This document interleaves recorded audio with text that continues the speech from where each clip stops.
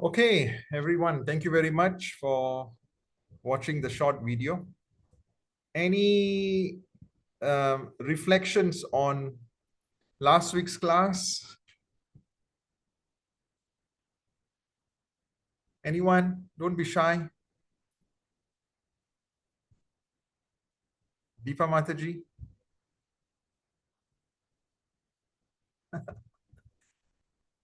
Okay, Anuj Prabhu, what do you, any realizations, reflections from last week's class? I think it's important to reflect. Yeah. Yeah, Hare Krishna Prabhuji.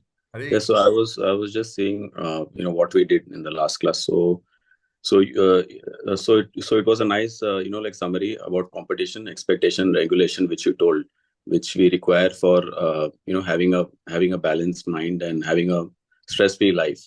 Uh-huh. So for competition, the main point was that we have to do our prescribed duty and not copy others, like blindly, which is also told by like the Lord, in Bhagavad Gita in 3.35. He's told that even if you do your own work faultily, it is still better than copying others' work even perfectly. So and everyone is a genius, as you told. But if we ask a fish to climb a tree, then he will think that he's a failure. Which Einstein told. So we should not compare us with others. Everybody is a spirit soul. Everybody has got all potential, so we should not unnecessarily compare like us with others. So that was a good point. About expectation, we should have realistic expectations.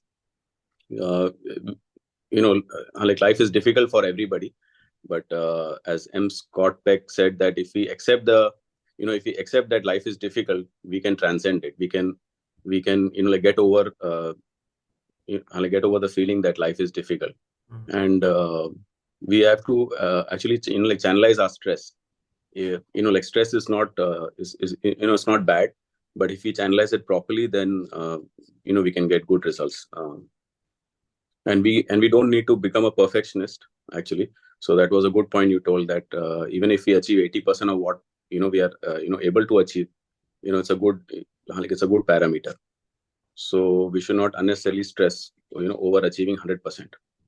Then the last point you told about regulation was very good, about the 5 habits which you told, which we need to use to regulate our activities. So that was very good. The first one was, before we go outside, we go inside. Second was, prioritize importance over the easy. Third was, time carries memory and location carries energy. Fourth was, constantly seek feedback and not validation. So this was also a nice point. And the fifth point was about being a perfectionist, that we don't need to be a perfectionist. Even 80% rule is it is good enough. So with this, actually, we can free ourselves from stress, anxiety, and this brings out the best in us. And we should balance our Swadharma and Sanatan Dharma. Swadharma is binding, and Sanatan Dharma is liberating. So this was a very nice point. But we need to balance it because we are in this material world, so we can't fully just do only Sanatan Dharma. We also have our family responsibilities, our own responsibilities of our own self. So we have our like Swadharma. So we need to balance it properly, but in the right perspective, that we need to always keep the Lord in our mind. So this was very nice, Prabhuji. There were a lot of points, but I can't do a summary. It will be like a repetition of the entire class of last time. You have summarized the gist of the Bhagavad Gita for us in 3 minutes. Amazing. Thank you very much. Thank you. Really appreciate it. Any other realizations? All glories to your devotional service. Not at all. I was able to benefit from a couple of points amongst everything else. So yes, Raj. Yeah, in fact, 3 points, right? Just continuing on from what Anuj sir said. I'm still sort of reflecting on the Swadharma to Sanatan Dharma delta, right? I mean, I'm still sort of reflecting on this, right? So I would imagine that Swadharma would travel on the path of Sanatan Dharma. Sanatan Dharma is like the ultimate, guide to how one should live. And Swadharma, basically, that journey towards removing the impurities, as we spoke last week. That's a journey. So that's the first point, right? The second point was more about this: location is energy and time is memory, right? Which is very interesting, because separately, I've read that, Lord Shiva represents time. That's why you call Kal Bhairav and all that. Right? And then Vishnu is a representation of space, which is location. So that particular point that you brought up last week, it has sort of made me reflect two sub points. One is, how can I, benefit from that or learn from that from a spiritual perspective? Okay, time is memory, but what does that mean to me? And how can I, bring that into daily practice, right? And the second thing is, obviously, how can I reconcile that with the other fact, which I know, which is Lord Vishnu is space and Lord Shiva is time. And then the third point that sort of just made me think was, we've all read about the three gunas, right? So Tamo, Rajo, and Sattva. This last week's class, I sort of got to know the fourth level, which is, as you mentioned, the pure goodness, right? Which is something that I've not read or heard. So I want to reflect on, and perhaps in the upcoming classes, as to what does that journey look like, right? From Sato Guna to, even higher, right? So those are the three key points that stayed with me after last week's class. Thank you. Wow, amazing. Thank you very much, Raj Prabhu. That was your first class in our group. So, I'm really appreciating your association. Nothing happens as a coincidence. I met you at the airport in Changi, and then we met you at the airport in Bhubaneswar. And we decided to speak.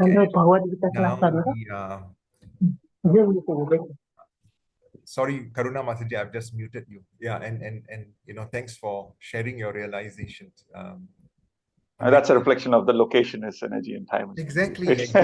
You came in with the right energy, and somehow we were also in the right energy at that point in time. Okay. On your point with regards to balancing Swadharma and Sanatan Dharma, this is fresh in my mind because yesterday I gave a class on the Bhagavad Gita, 54 key lessons from the Bhagavad Gita. This was a group of about 30 people at the Ceylon Road Temple. So at the start of the Mahabharata war, right? Just before the start, Krishna is counseling Arjuna. Arjuna is saying, how can I just kill my grandfather, my guru, my brothers? I'd rather just retire to the Himalayas. And what did Krishna tell him? Krishna told him, you need to do your duty. Duty as a warrior, right? Duty as the person who is responsible for the entire jurisdiction. That is your responsibility, and that's your Swadharma. You cannot just focus on Sanatan Dharma only, neglecting your duties. It's better to be a householder who is responsible to his children, to his wife, to society, to his workplace, than to be someone who has just left everything. All right. At the same time, coming back to your question on going beyond sattva, but when a sannyasi, right, when he leaves his family behind, probably he was already at a stage of goodness, and now he's embarking on a phase of pure goodness, where his entire mission is to serve the Lord. Because while serving the Lord, somehow entire limbs of the Lord, which is our family, our society, all of them will be served. When we water the plant, right, you do not water the leaves, you water the roots. And therefore, what's going to happen is the entire plant becomes nourished, right? Similarly, when we focus, once we reach a certain stage where our entire focus is just on the Supreme Personality of Godhead, then you will realize that actually everything orchestrates by itself, by the Lord's mercy, right? Of course, this is deeper science. Yesterday, during the course of the conversations yesterday, I just asked, the participants, so what do we ask God for, right? I always joke whenever it's PSLE time, we'll always ask the Lord, please assist, our child in remembering all that he have studied, and wherever there are gaps, you please help our child. So I asked them, is there anything wrong in this? Everyone said no, right? Which is correct. There's nothing wrong in this. We are asking the Lord for the mercy, because who else do we go to? By asking the Lord for this, we are having full faith that he's the only one who can actually assist us in this mission. While we keep on asking and asking and asking, it will reach a certain stage where our consciousness becomes purified. Our faith becomes so much fortified, so much strengthened, and we begin to actually feel and realize that actually I don't even need to ask the Lord anything. He's the super soul in my heart, and he knows exactly what is best for me, right? So I just focus on my swadharma, doing my duty to the best of my abilities while not being attached to the results. I also at the same time have full faith in the Lord. I serve the Lord. And then, I just have full faith that whatever happens will be for the best. I may not see the results and may not understand the situation today or the outcome today, but in time to come, it will all be it will all be, what's the word? It will all Revealed. be Revealed. revealed. That's right. It will all be revealed to us. Yeah. But that requires a great deal of faith, right? It's not easy. It's not easy. Like, for example, if you come to my house, you see on my altar, I can show you, I have a sticker down there, which is put by my daughter. Please pray for Haripriya. It's okay. It starts like this, and by the way, seeking your blessings, today is her convocation. Today she's graduating from NUS. Haribol, Prabhu. Yeah, Bachelor's of Business Administration, and she got first class honors with Dean's List. So it's very good. It's amazing. Somewhere I think that sticker must have helped. And my older daughter, just a joke, she was actually going to Iran for work.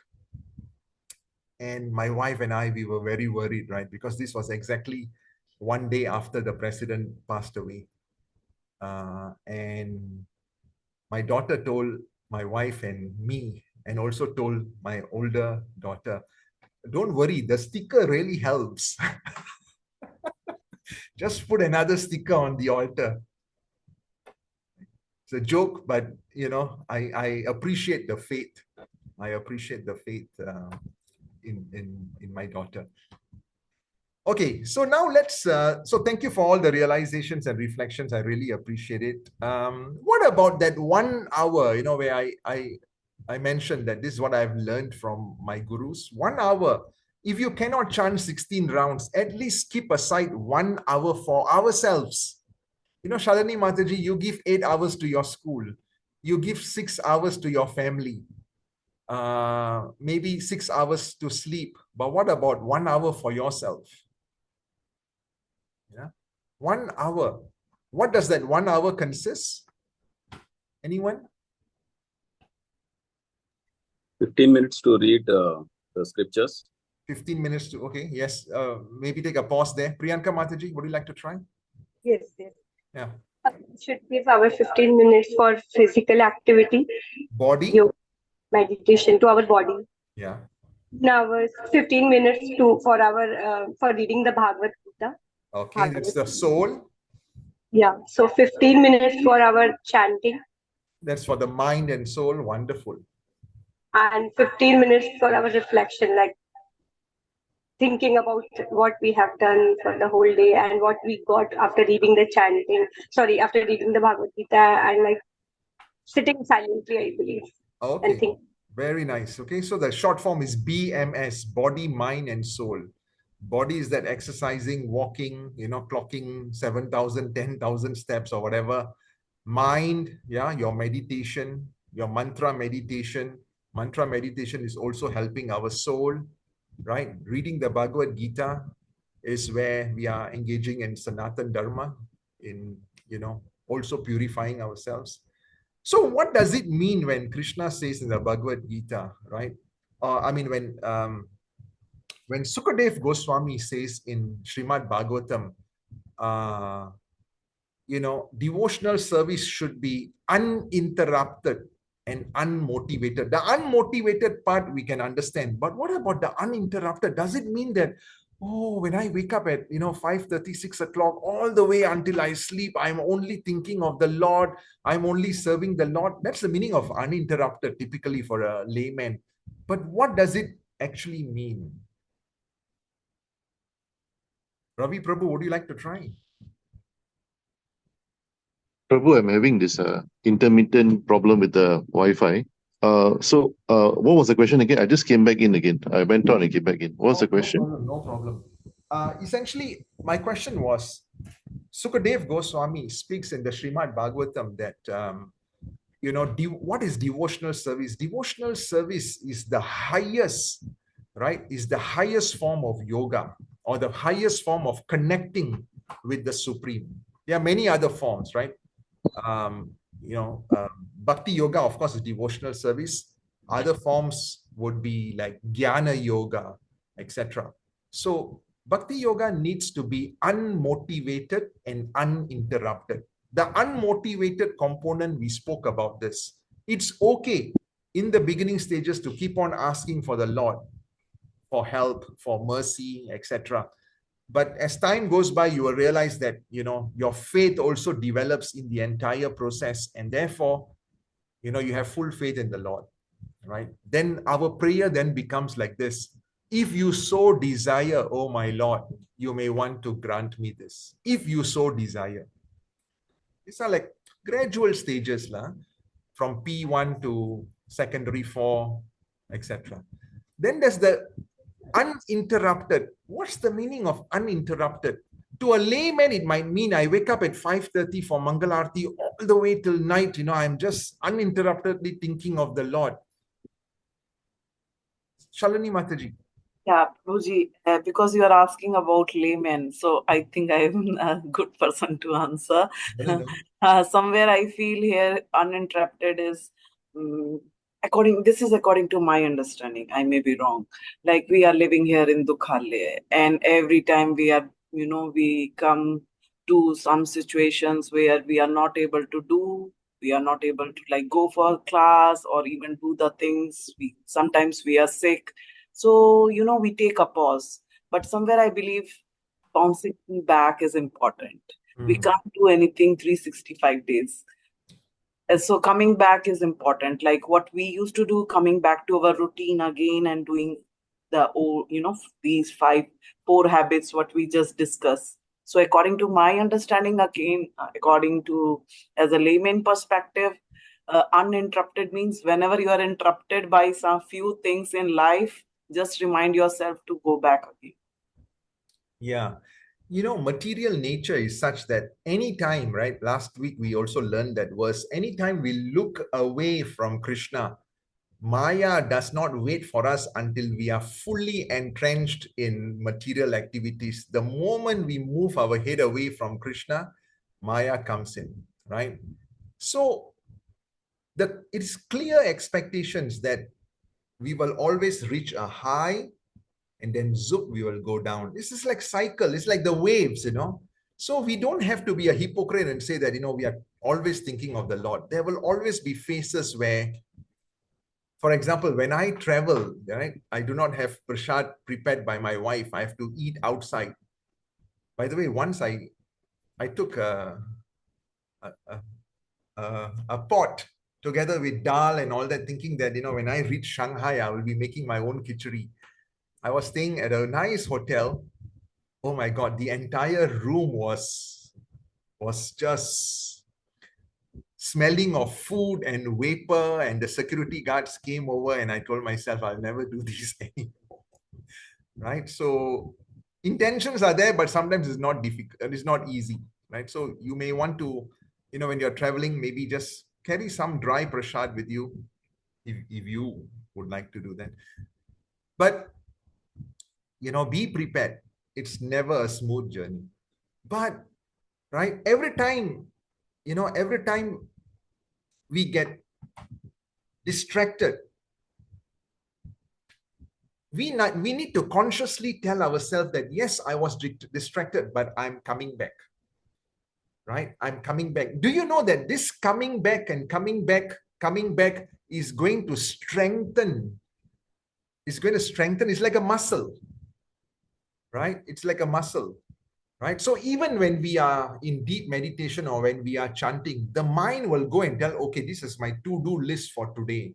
The mind will say, oh, I need to send my child to school, right? Then after, it's okay, right? Consciously, we need to tell myself, yes, my mind went away, but I'm bringing my mind back to my chanting, to my meditation. The more you consciously do this, you are fortifying that particular muscle, right? And you will do better and better. Okay, so that's one part of what the answer I was looking for. Anyone else? Ravinda Prabhu, would you like to try now? What's the meaning of uninterrupted?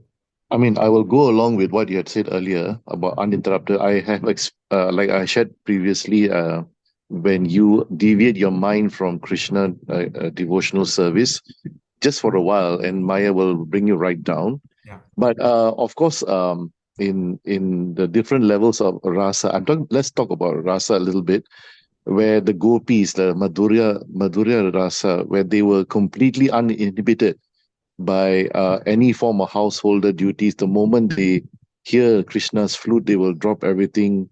The earrings will not be on the left ear or right ear, and they will go with abandon towards Krishna in pure devotional service. Just now, earlier on, one of our Prabhus mentioned about pure goodness. The idea of the different levels of rasa is something that we possibly can try to achieve, but may not be attainable to reach a level of gopi form of devotional service. But in our role as karma yogis, in our role as householders, we can do some form of uninterrupted service. Yes, we can go to our work and still chant Hare Krishna when we are taking our bath. We can still chant Hare Krishna when we do the body, mind, and soul 45 minutes, 1 hour. We are still mindful of our love for Krishna, but it's extremely difficult to do that. But at the same time, while we are doing this, we are mindful that we are not having any forms of desire for our fruits of our labor, and whatever that we get is actually, whether good or bad, is Krishna's grace. Is Krishna's whatever that Krishna gives for us is all good. But I just thought that as devotees, this form of uninterruptedness is very, very tough to do, but it is aim, the target. And to reach to a level of gopi madhurya rasa is yet another level of uninterruptedness or pure devotional service. Okay. You looks like our students are all, I mean, our friends here, Ravi, Prabhu, Shalini, you are all speaking really high level stuff. Let's get back to ground zero. Can I try, Prabhuji? Yes. Sorry. No, maybe let others try. Simple things, what does uninterrupted mean? Just simple stuff. Deepa Mataji, Ankur Prabhu, Manoj. Deepa means uninterrupted here might mean that there should not be any interface between us and Krishna. Deepa Mataji, please explain. Let's not be academic here. Let's just put all our facades one side and let's be real about this. What does uninterrupted mean? Can I try? Yes, Anuj Prabhu. So uninterrupted, as I understand it, at a very basic level, is that if we say, for instance, set up a time in the day that, okay, from morning 6 to 8 or from 6 to 7, I'm going to do my devotional service. So I do that every day regularly. I don't do today at 6 o'clock, tomorrow at 8 o'clock, tomorrow I don't do, and day after tomorrow I don't do, and it's a weekend, I don't do. It's not like that. So uninterrupted means that if we like kind of, like take an oath that we will be performing our devotional service, as you said, that, that 1 hour, 15 minutes each. So I will be doing it. I will be doing it regularly, and not as per my mind that today I do, tomorrow I don't do, or I do late, or I skip because of Sunday. Okay, time carries memory. Yeah, but that's still very high level, Prabhu. Prabhuji. Ground zero. Lalita Mataji. Yeah, I think it's basic things like when we are doing our chanting, say 10 minutes, at least one round. So halfway through, we see a message, and then we digress and we start answering the messages, and that gets really interrupted. And I think that something happens to most of us. Okay, very nice. This is all great, right? But let's get back to ground zero. Simple stuff. You all are overthinking, Manoj, Dr. Manoj, Professor Manoj G. Okay, never mind. Dorothy, would you like to try, Dorothy? What does uninterrupted means? Okay, never mind. It's simple. All right. Whatever you have said is correct. Nothing wrong with whatever you have mentioned. But uninterrupted also simply means when I'm going out of the house at 7 o'clock, right? And I actually see that, wow, the sun is rising, right? The sky is still orangish in color. So beautiful. Where does the beauty come from? If the sky is so beautiful, can you imagine the artist behind the sky? I'm taking the bus. I see a very pretty lady or a very handsome man. And I say, wow, just look at this person, so good looking. If he is or she is so good looking, can you imagine the beauty of Krishna? The person who created this person, right? I look at the tree. The tree is giving so much of shelter. At the same time, the tree is not asking for anything in return. The tree is giving me oxygen, but taking away all the exhaust, carbon dioxide, etc. Right? Simple things like this, right? Whatever we see as part of elements, as part of nature, right? They just connect us back to Krishna, right? Simple. No need to be so complicated. No, simple, right? Prabhuji, this seems like high level actually. Wow, I like that. All right, when you're going to work, right, instead of just 45 minutes in the car listening to something else, why don't we put that 45 minutes and listen to Kirtan? So we use our ears to listen to a katha or a Kirtan, right? We use our eyes to see the beautiful form of the Lord. We use our hands, right, to serve the Lord. For example, putting water into the canister, putting a tulsi leaf into the small pot for Krishna, putting sandalwood paste on the Lord. We use our hands for this kind of serving, decorating the Lord's photo frame with a flower, right? Our feet, we use our feet, our legs to walk to the temple of the Lord, to walk to our altar room, our hands to serve our family, to serve our children, because our children are Lord's gifts to us. All of this small thing can be dovetailed to devotional service. I'm at work right now, but I know at the end of the day, whatever results I get, these are all from the Lord.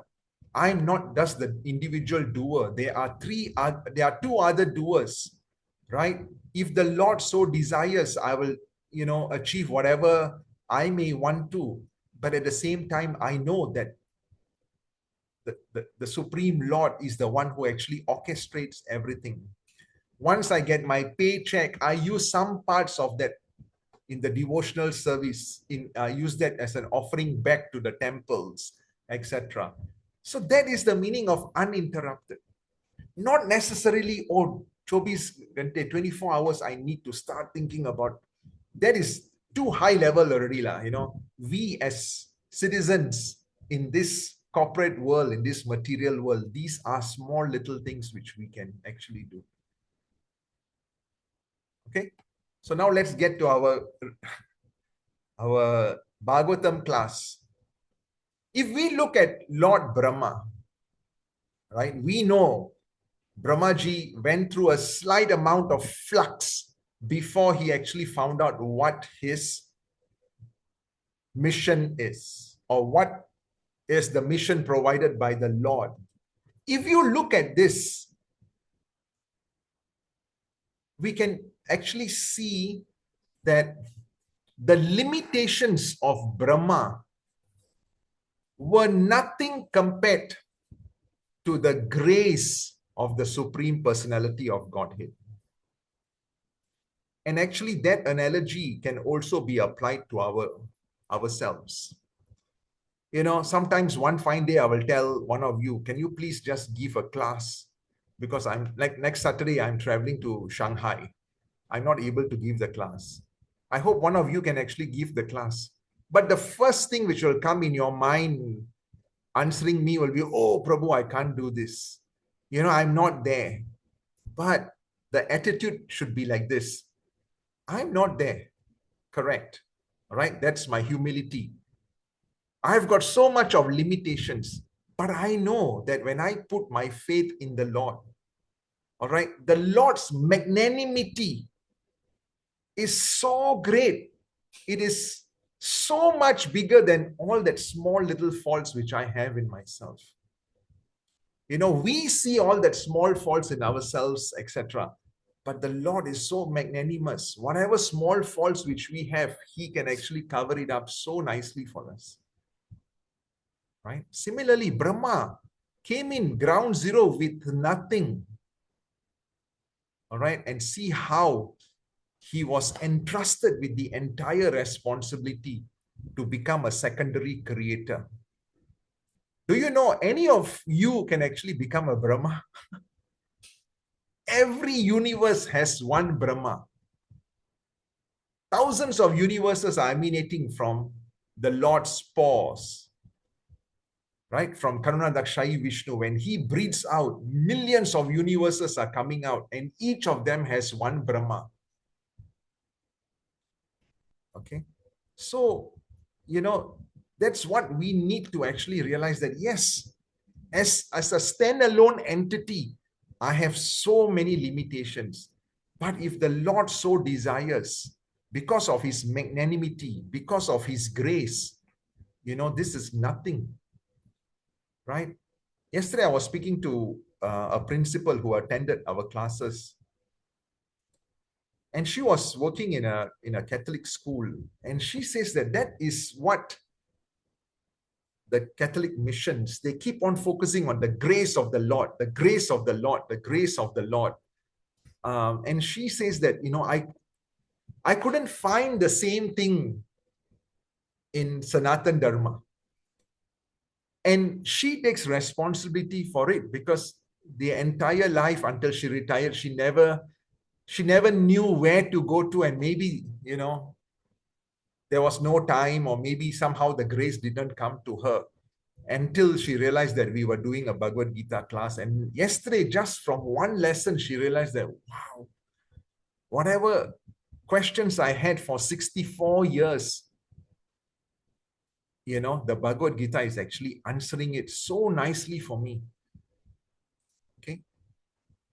So if we forget the entire class, just remember, whatever gaps I have are nothing compared to the mercy the Lord is able to provide me to buffer off all of these gaps. So let's get to our Srimad Bhagavatam class. Sorry for... Okay. So, as I mentioned, so before we actually start Anush the Prabhu, class, the what we do, whoever is... before we start the class, we normally like to seek the blessings of the universe, our teachers, etc. Because, you know, Oh dear. Okay, I know why. This was a recording from yesterday's class. Okay. So, since today is Guru Purnima, we will just begin with Mangala Charan, but a little bit about offering obeisances to our spiritual master and speaking about our limitations in comparison to the Lord's magnanimity or the Guru Parampara's magnanimity. Okay, so you can repeat after me. Mukam karoti vachalam. Mukam karoti vachalam. Ungom langayate girim. Ungam langaya greetrim. Yat kripatam aham vande. Yat Kripatam kripatam Aham Vande Sri Guru Dinataranam. Sri Guru Dinataranam. So I offer my respectful obeisances onto my spiritual masters. It's not master, masters. That means we can have so many gurus, right? The deliverer of the fallen souls. Their mercy turns the dumb into eloquent speakers and enables the lame to cross mountains. Okay, coming back to the same point which I spoke about moments ago. Om Agyanatimirandasya Gyananjana Shalakaya Chakshurunmulitam Yena Tasme Shri Guruve Namaha Sri Chaitanya Manobhistam Stapitam Yena Bhutale Swayam Rupa Kadamayam Dadati Swapadantikam Vandeham Sri Guru Sri Uta Padakamalam Sri Gurum Vaishnavamscha Sri Rupam Sagrajatam Sahagana Ragunatam Vitam Tam Sajivam Satvaitam Savadutam Parijana Sahitam Krishna Chaitanya Devam Sri Radha Krishna Padam Sahagana Lalita Sri Vishakam Vitamscha He Krishna Karuna Sindhu Dinabandhu Jagatpate Gopesha Gopika Kanta Radha Kanta Namastute Tapta Kanchana Gorangi Radhe Vrindavaneshwari Vishwabhanu Sute Devi Pranamami Hari Priye Vanchakalpatarubhyascha Kripa Sindhuvae Vacha Patitanam Pavanebhyo Vaishnavebhyo Namo Namaha Jai Sri Krishna Chaitanya Prabhu Nityananda Sri Advaita Gadadara Sri Vasadi Gaura Bhakta Vrinda Hare Krishna Krishna Krishna Hare Hare Hare Rama, Rama Rama, Hare Hare. Hare Krishna, Krishna Krishna, Hare Hare. Hare Rama, Rama Rama, Hare Hare. Hare Krishna, Krishna Krishna, Hare Hare. Hare Rama, Rama Rama, Hare Hare. Om Namo Bhagavate Vasudevaya. Om Namo Bhagavate Vasudevaya. Om Namo Bhagavate Vasudevaya. Narayanam Namaskritya Naram Cheva Narottamam Devim Saraswatim Vyasam Tato Jayam Udirayet. Nasta Prayashta Abhadreshu Nityam Bhagavata Sevaya Bhagavati Uttama Shlokir Bhaktir Bhavati Naishtuki. Okay, so we are still at chapter number 3. Canto number 3, chapter number 9. Right? So, Lord Krishna or Vishnu is now giving the instructions to Brahmaji on being the secondary creator. Right? So, we know that Brahmaji has the longest duration of life amongst all the Devatas. And he's also one of the 12 Mahajans. Later, when we go into Canto number 6, chapter number 3, we will learn about the 12 Mahajans or the great devotees of Lord Vishnu, right? Or the ultimate knower of Dharma, the agents of the Lord who are authorized to speak and propagate Dharma. So these are the 12 Mahajans. Brahmaji, Lord Shiva, Yamaraj, Narada Muni, the 4 Kumaras, Lord Kapila Dev. In about 3 weeks' time, we will get into the teachings of Kapila. The first man, Swayambhuva Manu, Prahlad Maharaj. We will also cover the teachings of Prahlad Maharaj very, very soon. Part of Bhagavatam. Janak Maharaj, okay, Mother Sita's father. Bhishma Dev, right? He's also the ultimate knower of Dharma, but somehow he had to accept this role, right? Because of the orchestration by the Supreme Person. Bali Maharaj and finally Sukadev Goswami, because of whom we are all gathered here to speak the Srimad Bhagavatam, to hear the Srimad Bhagavatam, right? So this is the authorized disciplic succession or parampara we are receiving the message from. And I wanted to share this because it's Guru Parampara, Guru Purnima today. So from Krishna, Brahmaji, then Narada, then Vyasadeva. So Guru Purnima is essentially the birth of Vyasadeva, right? Then Madhava, Padmanabha, Narahari, Madhavacharya, etc., all the way down to Srila Prabhupada. Okay, so this is our parampara. There are three other Vaishnava parampara. One of them is the Sri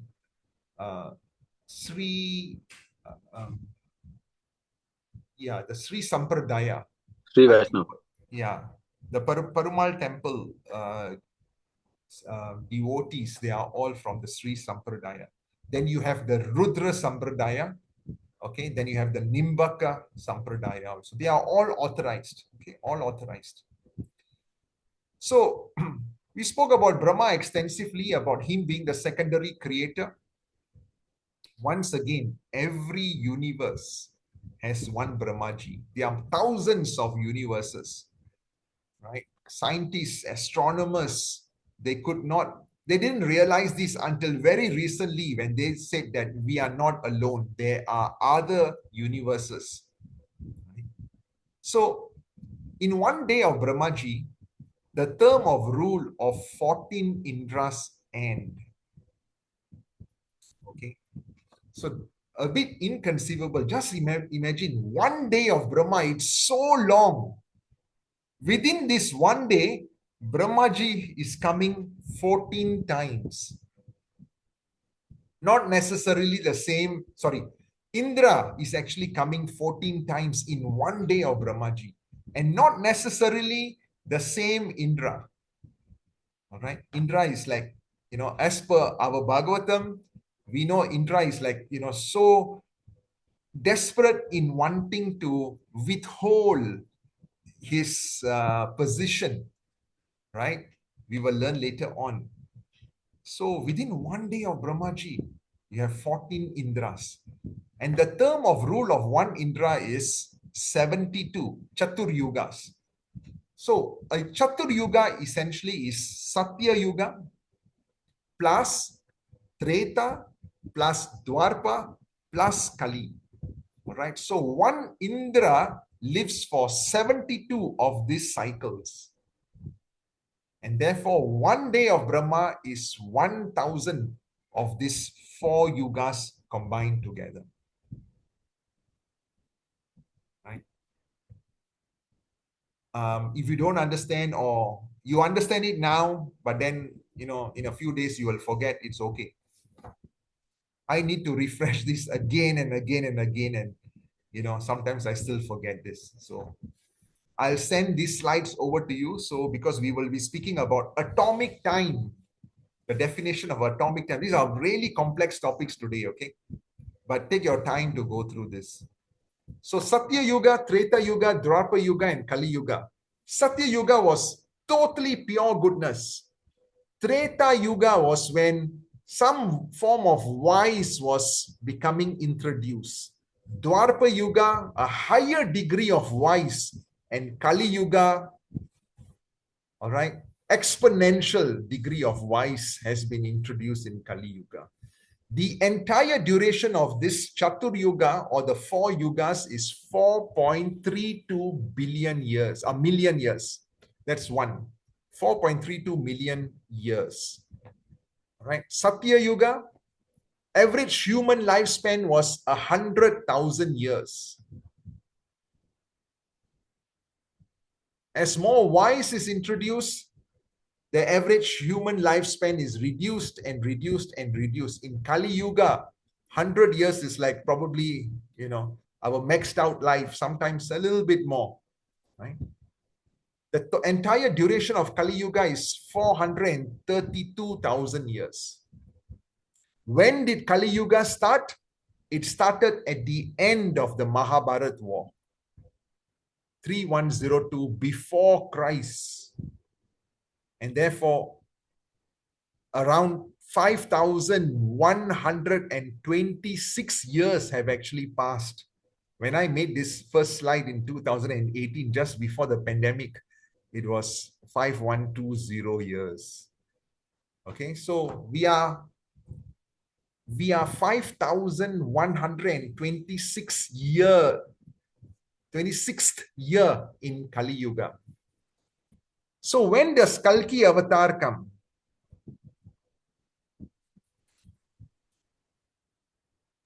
Anyone? At the end of Kali Yuga.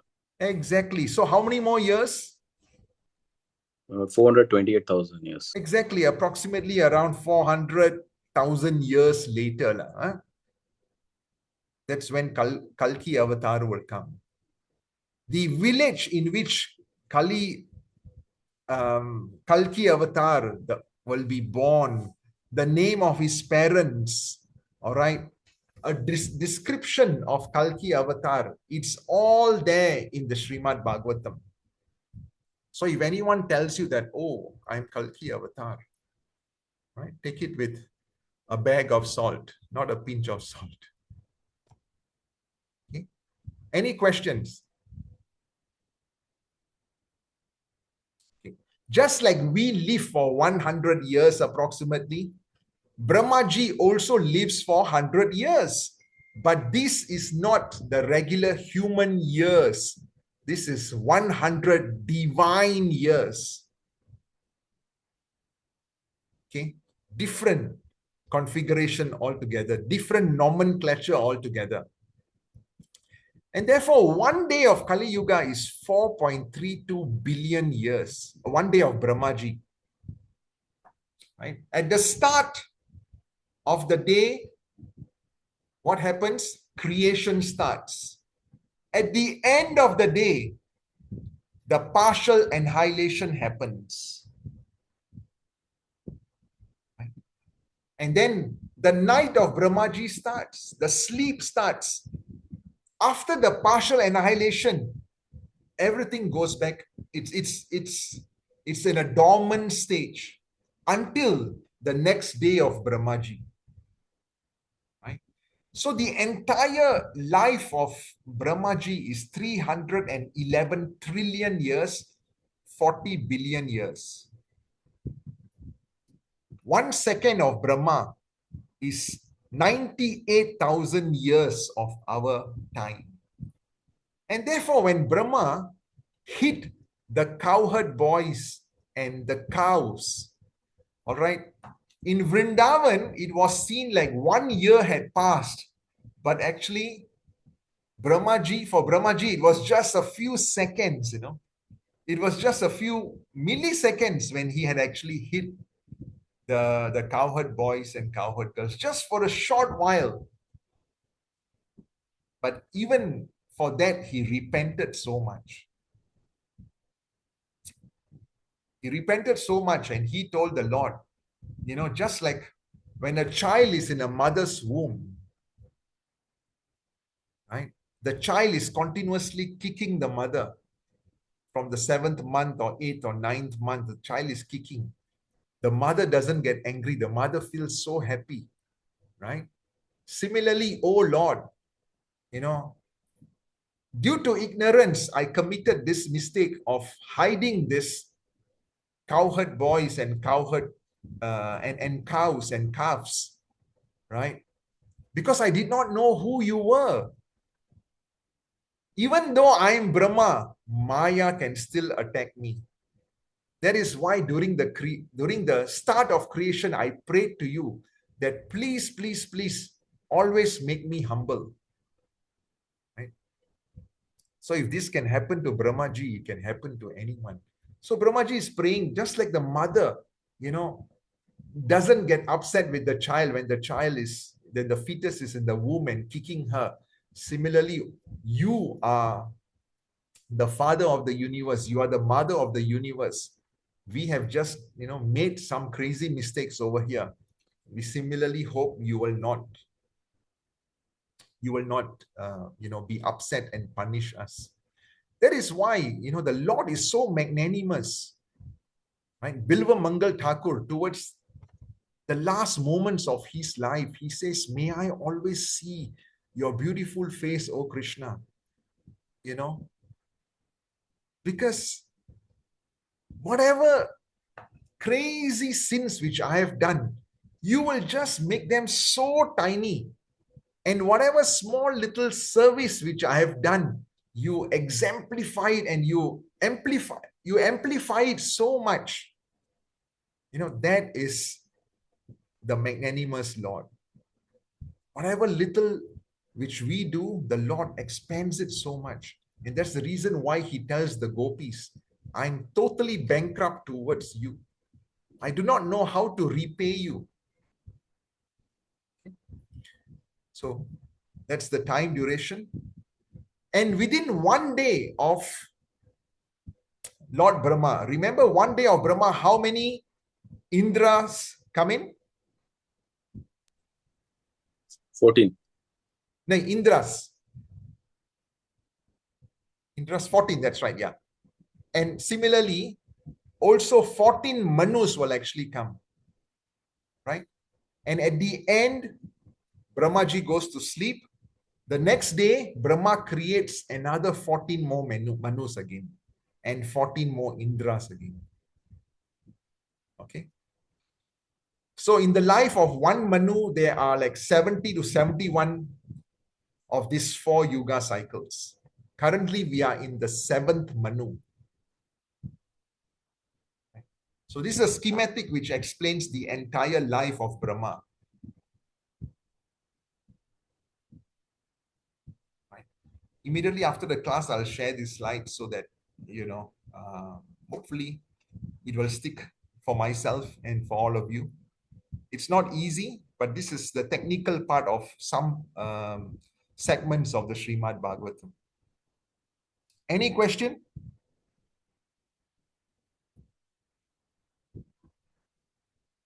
Okay, let's move on. Right. So last week we learned that the Supreme Personal Godhead Krishna can only be known through the process of devotional service. Exactly what Krishna says in Bhagavad Gita, right? There's no other ways. Right? And the hearts of pure devotees are never separated from the lotus feet of the Lord. And for them, it reaches a certain stage where they do not want anything, but they just want uninterrupted, unmotivated devotional service to the Lord. They don't want to be separated from the Supreme Lord.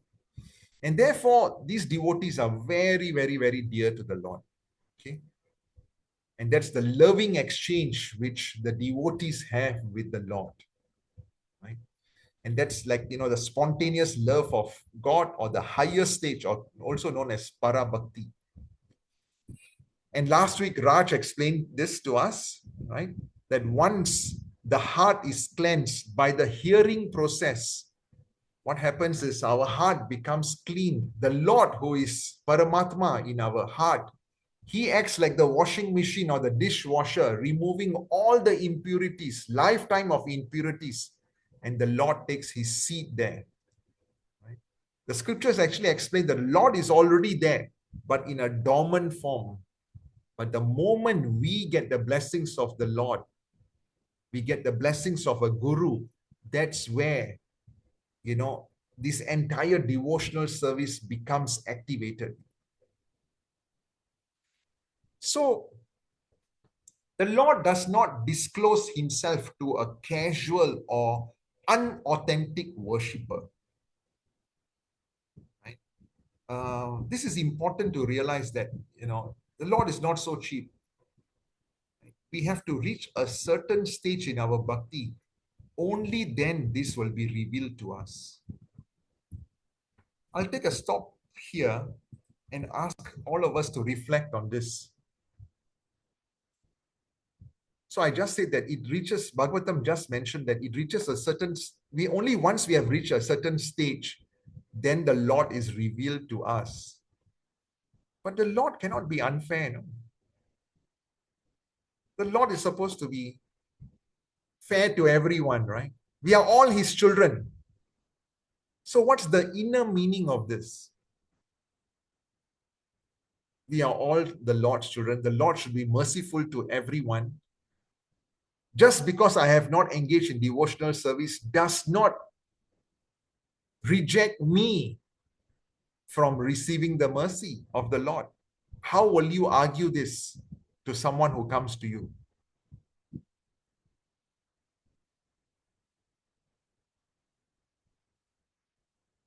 Sonia ji?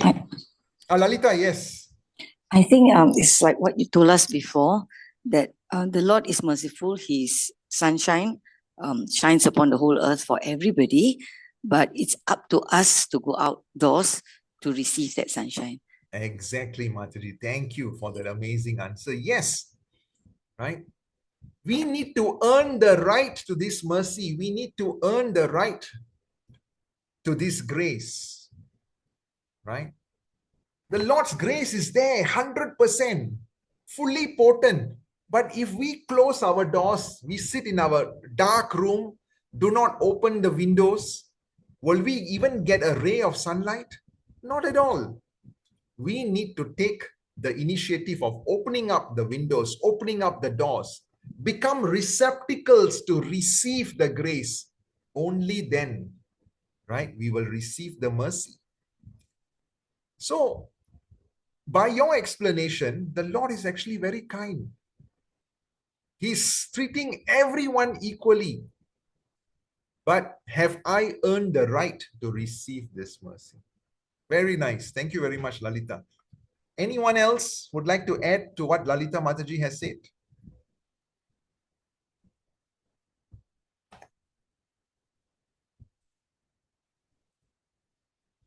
Okay, very good. Right, so let's get back to our class.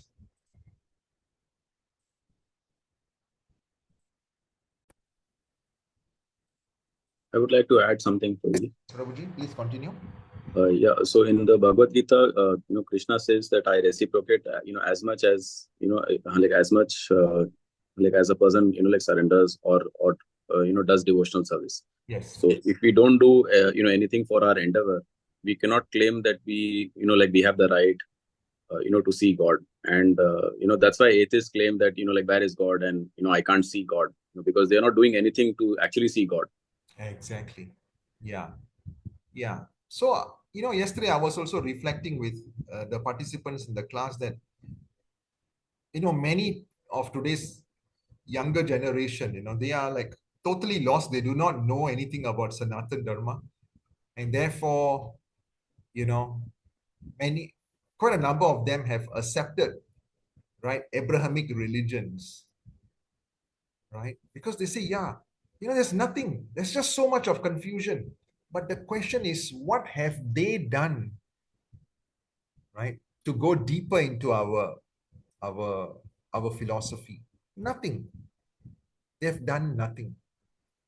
So coming back to this question on why the Lord does not disclose himself to a casual or unauthentic worshipper. So, an atheist may say, yeah, if God is there, let him show that to me right now. He doesn't show himself to me. So how can you accept that God is there? This verse explains that the Lord does not disclose himself to a casual or unauthentic worshipper. All right? Why? The Lord does not need to show this. You want to rot. If this person want to keep on rotting in this material world, let him do that. Why should the Lord come to his level? Similarly, when Aurangzeb went to Vrindavan, and when he, after looting the Goswami temples, he demolished 4 stories of the Radha Govindaji temple, right? All the deities on the walls, were the deities which were decorating the walls. He had ordered his soldiers to just break the heads, the hands, etc. They even slaughtered cows in those temples. Fortunately, the deities were removed by the rulers in Jaipur when they heard that this was going to happen. and they were secretly brought to Rajasthan. Right? So if you go to Karoli today, if you go to Jaipur today, City Palace has the original deities of Radha Govindji. So now, these tormentors, right? These atrocities were happening to the deities of the Lord. Why did the Lord not come and stop this? The same verse can actually be used to describe. The Lord does not disclose himself to aggressors. The Lord discloses himself to the pure devotee.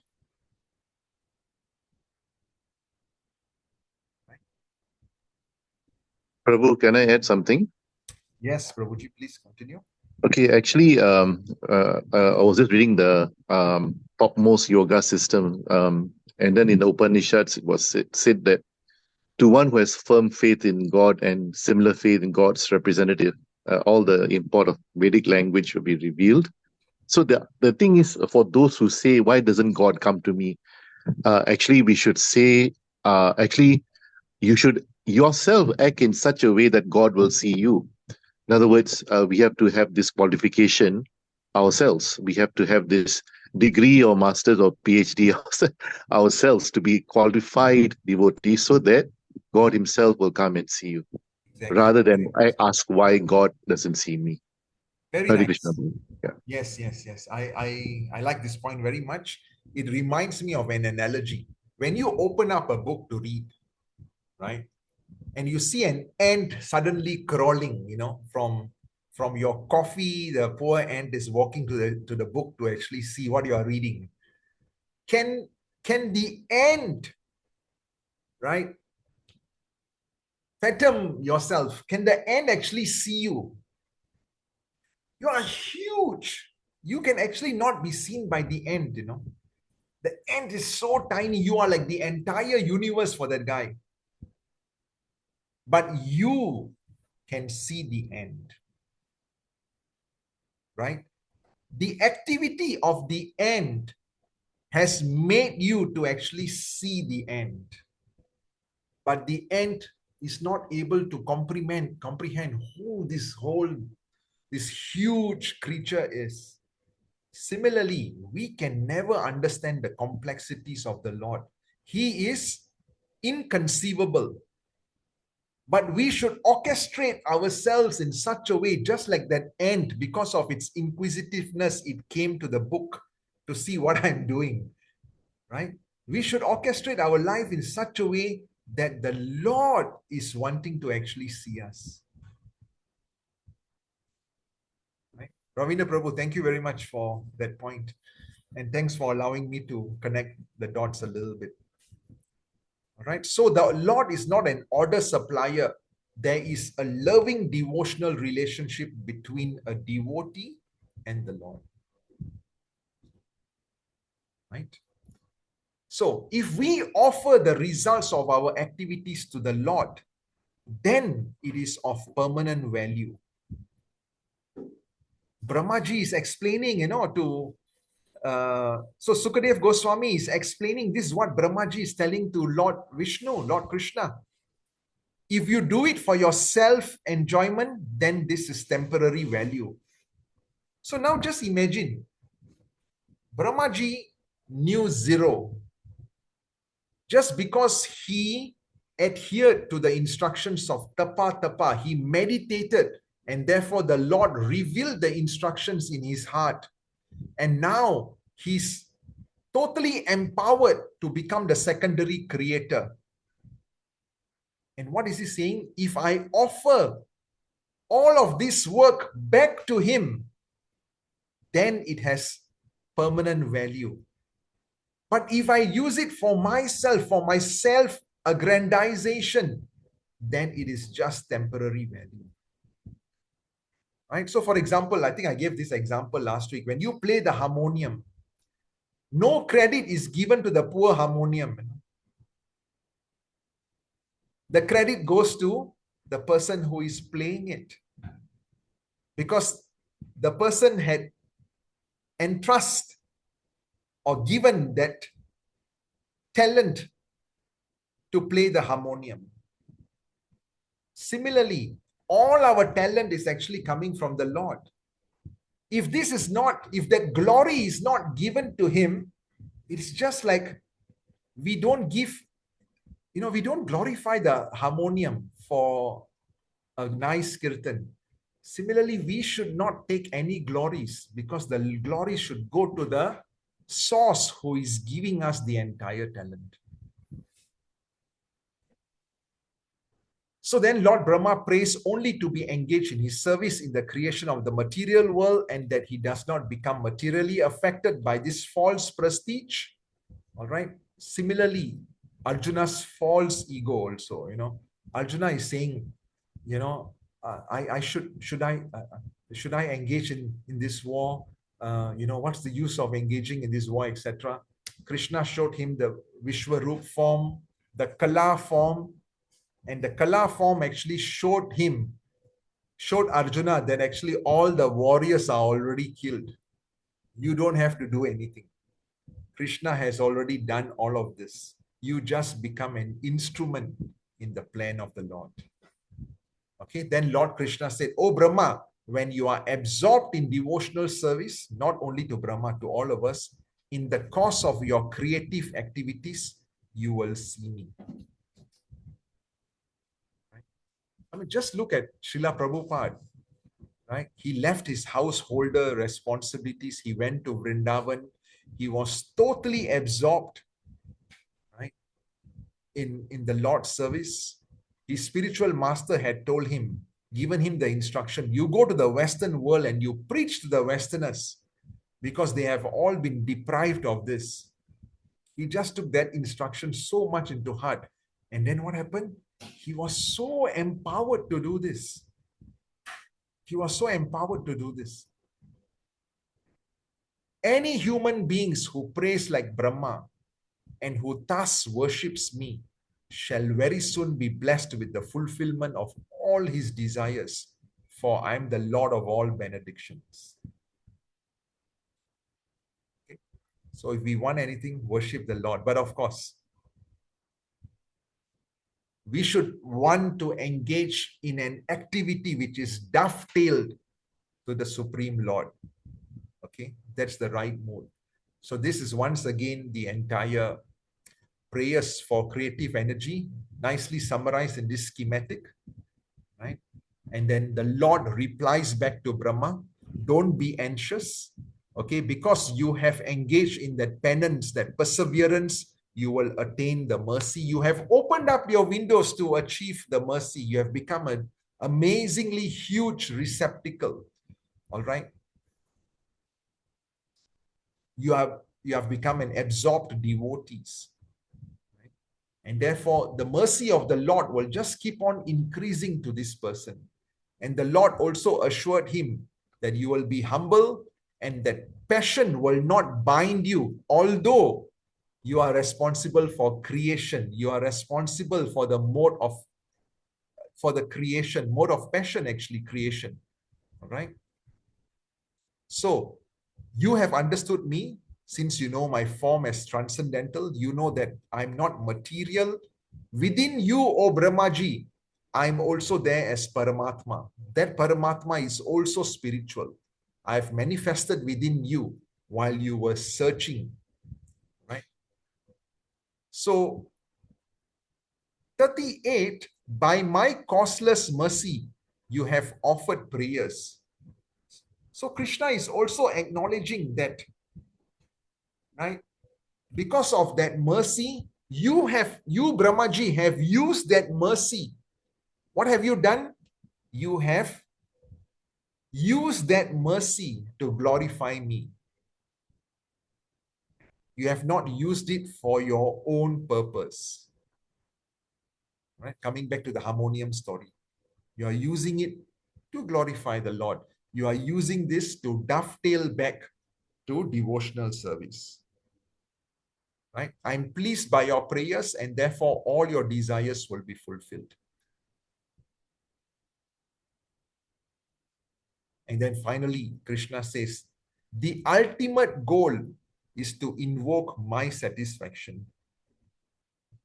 So that's why we say the Lord's goal is to bring us back to the spiritual world, because we have actually forgotten him. We wanted to enjoy independently from him, and therefore the Lord created the material world. What is our purpose? Our purpose is yoga, to reconnect back to the Lord, because our constitutional position is we are part and parcel of the Lord. We are servant of the Lord, and therefore to provide us with all that satisfaction, we need to be in this constitutional position of serving the Lord. Right? It provides that satisfaction, and it also provides the Lord satisfaction. And therefore, the ultimate goal is to invoke the Lord's satisfaction.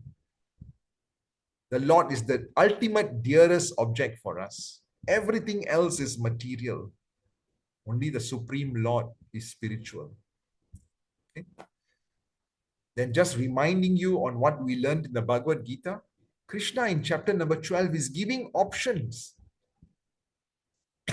All right?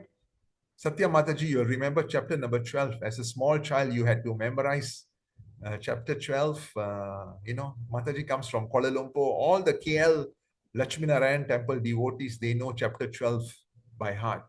So in chapter number 12, Krishna is giving, options for us.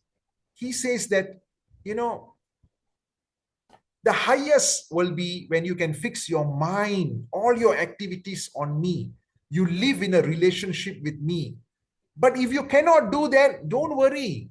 Just follow the regulative principles of sadhana bhakti. Waking up in the morning before Brahma Muhurat, or during the Brahma Muhurat time, or before doing your Mangalarti, getting into meditation, chanting the Lord's name.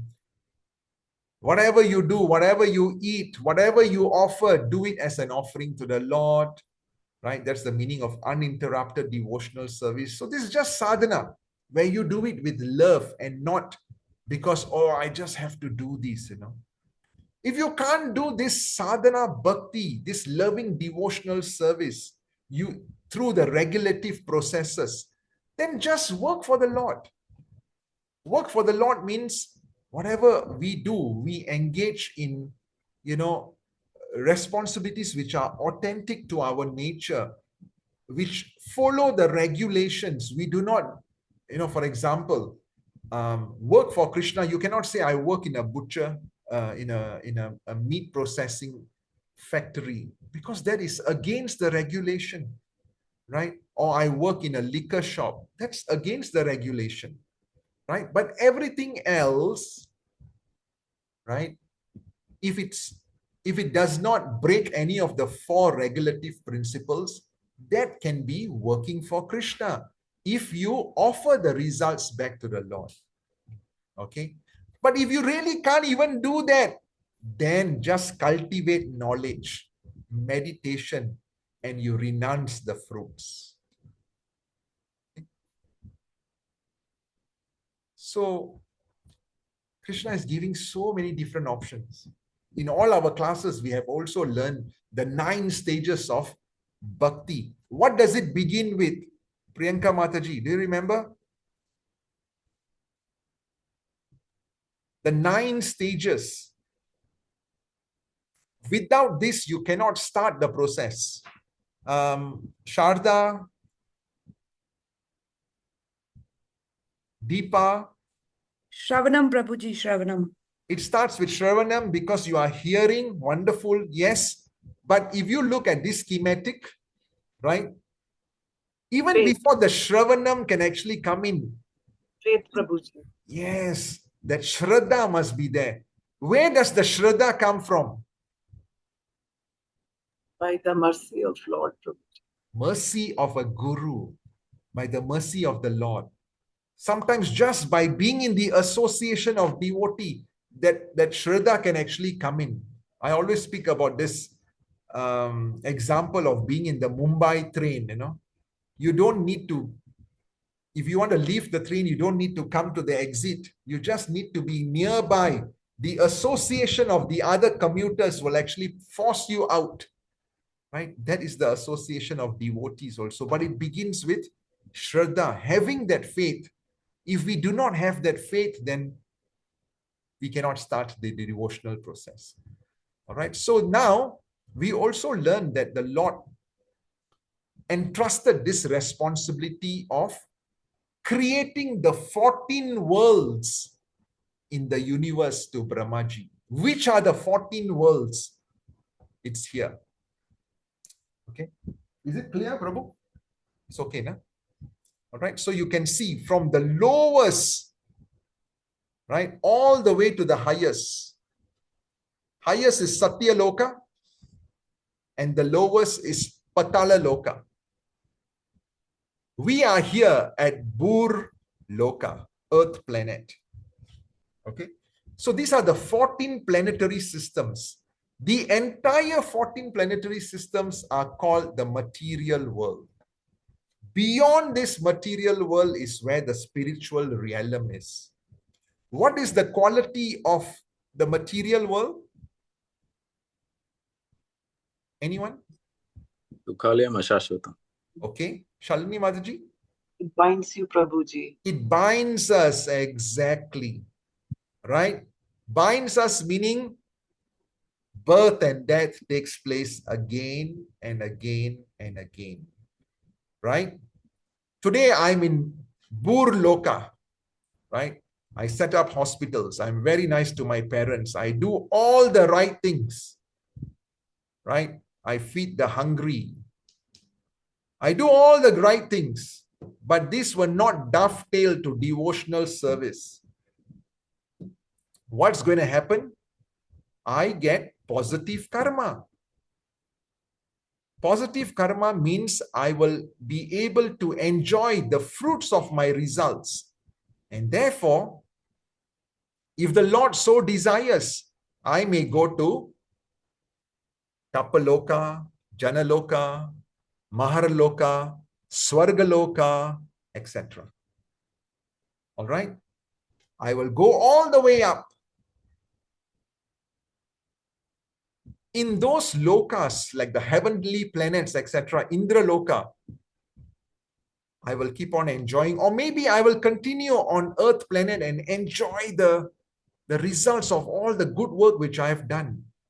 But then there will reach a stage where I would have exhausted my entire punya. Then what happens? I'll come back to Earth planet. And then I will understand what the material world is all about. If right now in this Earth planet, like, maybe 80 to 90% of the population, I don't believe in the Lord, right? I know maybe God exists, but couldn't be bothered, right? My entire life is orchestrated like a pig. I sleep, I enjoy as much as I can, right? Without any conception of spirituality, right? All the produce from the slaughterhouses, I consume all of that. Then what's going to happen? I may go to the lower planets, or I may be even born as an animal on Burloka. But the good news for all of us is, because we have chanted the Lord's names, even once, we will come back at least to the Earth planet. Okay, that's the good news. So this is how it works. So all these 14 planetary systems were created by the Lord. And under whose jurisdiction is this material world running?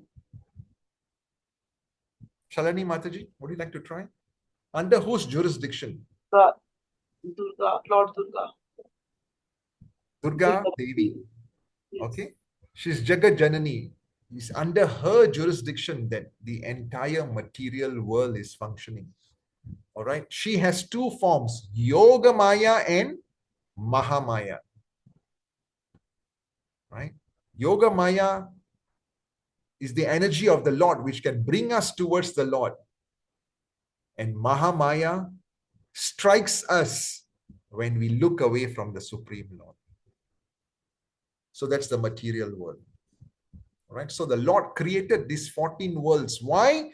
Because we wanted to enjoy independently from the Spirit, from the Lord. Time check, 5 more minutes. Okay, so we will just go a little bit.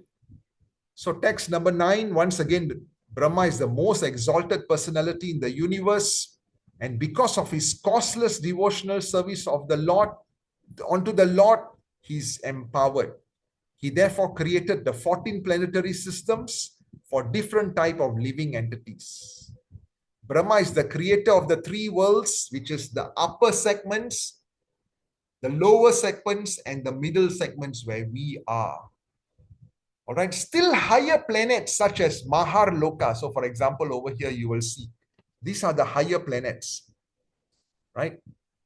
This is the middle, Burloka, and then you have Bhuvarloka, Swargaloka, and then these are the highest, which is Satyaloka, Tapaloka, Janaloka, and Maharloka. You cannot remember, don't worry, just remember Auntie Satya. That's the highest. Okay. So what Bhagavatam explains is,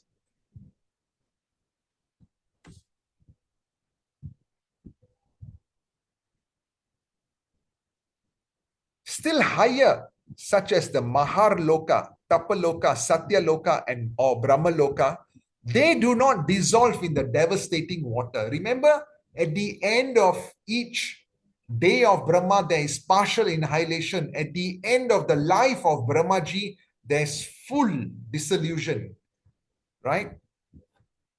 So they do not dissolve in the devastating water. This is because of the costless devotional service rendered unto the Lord by the inhabitants, whose existence continues up to the end of Dviparada time. Dviparada time, where they are generally liberated from the chain of birth and death in the material world. Okay. So at the end of, during the moment of annihilation, the residents of Maharloka, Tapaloka, and Satyaloka, somehow the Lord is so kind to them, they will go back into the spiritual world. They do not have to come back into the material world. But for the rest of the living entities, they will still have to come back. They will remain dormant in the body of Karunadakshayi Vishnu, or in the universe will be Garbhodakshayi Vishnu. They will remain dormant in the body of Garbhodakshayi Vishnu until the start of another Brahmaji's life. Okay. So, very technical class today, but it's okay.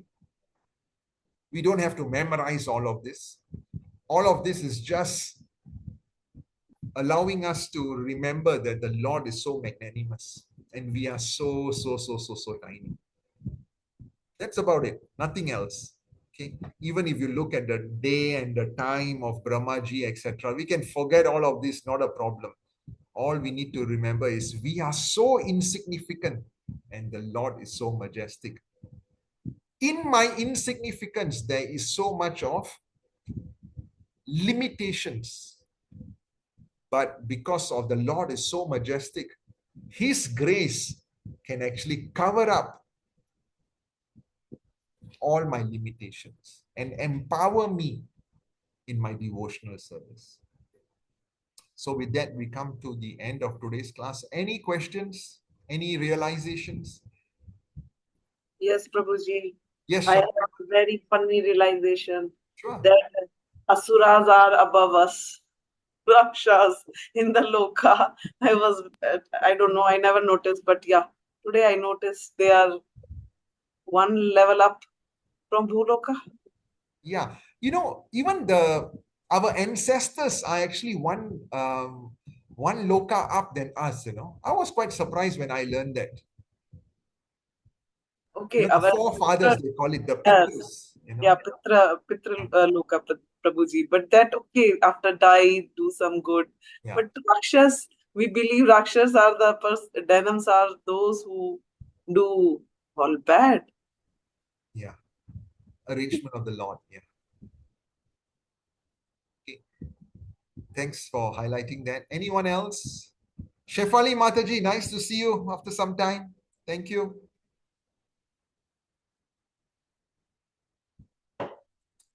Okay. Hare Krishna, Prabhuji. Hare Krishna. Thank you. Anyone else? Okay, so next week there will not be a class because I will be on transit in somewhere in between Singapore and Beijing, and I will send a recorded class to you from one of the devotees.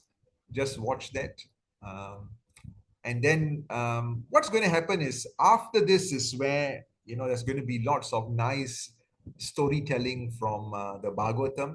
We will learn about Kapila Muni, etc. Right? Nice stories, amazing learnings from some of these stories from the Bhagavatam. Okay. All right. So Granth Raj Srimad Bhagavatam ki Jai. Srila Prabhupada ki Jai. Thank you. Jai. Hare Krishna. Hare Krishna. Thank you. Hare Krishna Prabhuji. Hare Krishna Prabhuji. Thank you. Hare Krishna Prabhuji. Hare Krishna. Dandavat Pranam Prabhuji. Hare Krishna. Bye, Ankur Prabhu. Bye. Bye, Prabhuji. Malti, looks like you're in some office. Yes, I am Prabhuji. Happy Guru Purnima Prabhuji. Yes, happy Guru Purnima to everybody. Thank you. Okay, see you all then. Hare Krishna. Hare Krishna. Hare Krishna.